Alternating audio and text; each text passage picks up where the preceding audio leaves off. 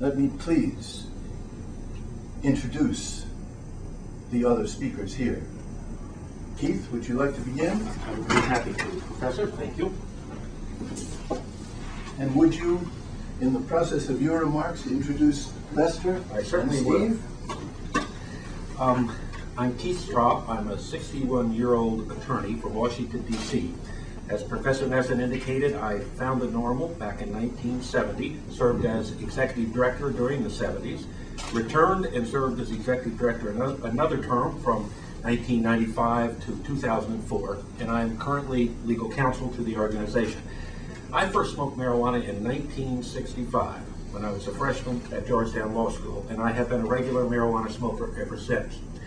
There is absolutely nothing wrong with the responsible use of marijuana by adults, and it should be of no interest or concern to the government. In each of the past dozen or so years, I have come to Boston to speak at the city's annual Boston Freedom Rally.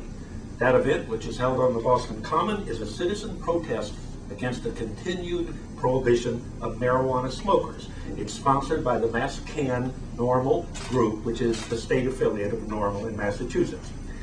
This past September 15th, Rick Cusick and I, Rick from High Times Magazine, associate publisher, had stepped behind the High Times NORML booth to share a marijuana cigarette. A couple of undercover agents approached us, swooned down, arrested us, and caught us with 1/3 of a joint.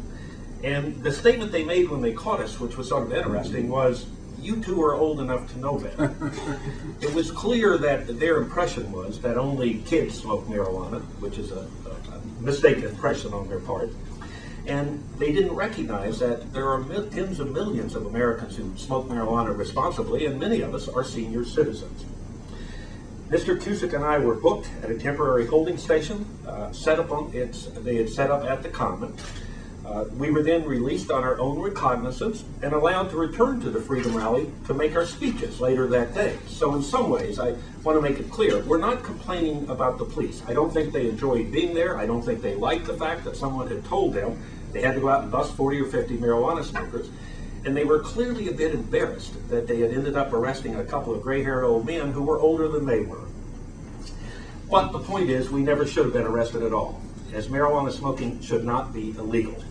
Therefore, as two of the estimated 8,900 adults arrested on marijuana-related charges in Massachusetts last year, 7,300 of whom were charged with personal use, Mr. Cusick and I have elected to challenge the law and its application to us. We have both entered pleas of not guilty. In addition, through our attorneys, Professor Charles Nesson from Harvard Law School, Matt Feinberg of Feinberg and Kamholz, who's not here he was with us at court, is not with us right now, and Steve Epstein from Georgetown, Massachusetts. We have filed a motion challenging the constitutionality of the statute which criminalizes marijuana smokers in the state of Massachusetts.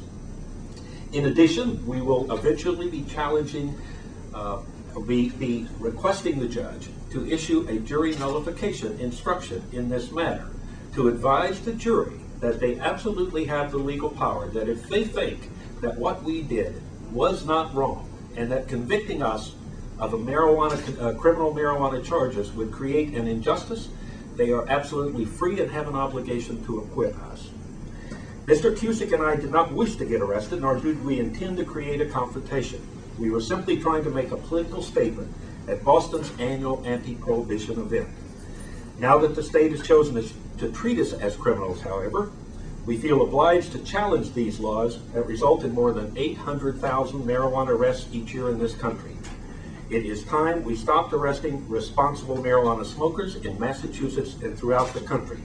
If the legislature in Massachusetts and in other states continue to turn a deaf ear to the calls for decriminalizing responsible marijuana smokers, then it is time for the courts to declare these laws unconstitutional as an unwarranted intrusion into the right of our constitutionally protected right to privacy.